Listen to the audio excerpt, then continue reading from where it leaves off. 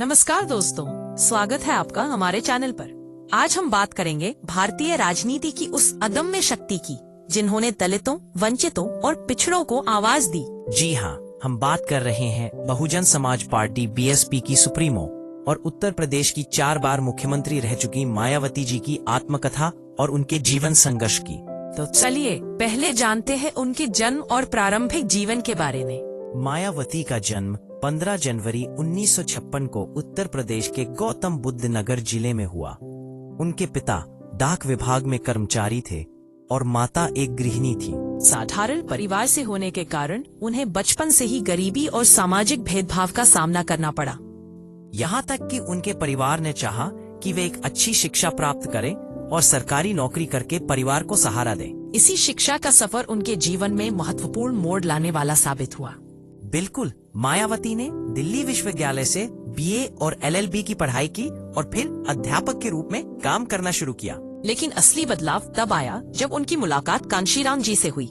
हमें इस मोड़ के बारे में और जानना चाहिए। कांशीराम ने उन्हें कहा, तुम्हारे पास बोलने की ताकत है, तुम समाज बदल सकती हो। यह मायावती के जीवन का टर्निंग पॉइंट बना। 1984 में कांशीराम ने बहुजन समाज पार्टी बीएसपी की स्थापना की और मायावती उनकी सबसे विश्वसनीय सहयोगी बन गई। हालांकि राजनीति में शुरुआत आसान नहीं थी।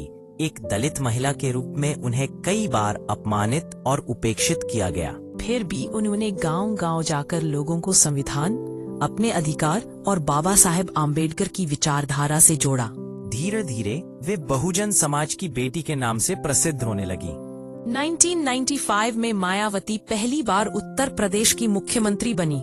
ये एक ऐतिहासिक मोड़ था। और इसके बाद उन्होंने 1997, 2002 और 2007 में भी मुख्यमंत्री पद संभाला। 2007 में तो बीएसपी को पूर्ण बहुमत मिला और मायावती ने 5 साल का कार्यकाल पूरा किया। उनकी उपलब्धियों में दलितों, पिछड़ों और महिलाओं के लिए कई योजनाएं शामिल थीं। उन्होंने शिक्षा, रोजगार और सामाजिक न्याय पर विशेष ध्यान दिया।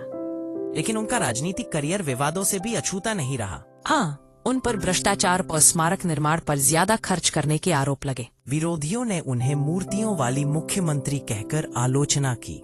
फिर भी उनका कहना था कि ये स्मारक आने वाली पीढ़ियों को उनके नायकों के संघर्ष की याद दिलाते रहेंगे। आज भी मायावती बीएसपी की राष्ट्रीय अध्यक्ष हैं और भारतीय राजनीति की सबसे प्रभावशाली दलित नेता मानी जाती है। उनकी आत्मकथा a travelogue of my struggle ridden life and BSP movement कई खंडों में प्रकाशित हो चुकी है। उनकी कहानी सिर्फ राजनीति की कहानी नहीं है, बल्कि ये संघर्ष, साहस और आत्मविश्वास की कहानी है। गरीबी और भेदभाव से निकलकर देश की सबसे बड़ी राज्य की 4 बार मुख्यमंत्री बनना अपने आप में एक मिसाल है। उनकी आत्मकथा हमें यह सिखाती है कि अगर इरादे मजबूत हों तो कोई भी बाधा रोक नहीं सकती। तो दोस्तों, यही थी मायावती जी की प्रेरणादायक कहानी। धन्यवाद हमारे साथ जुड़ने के लिए।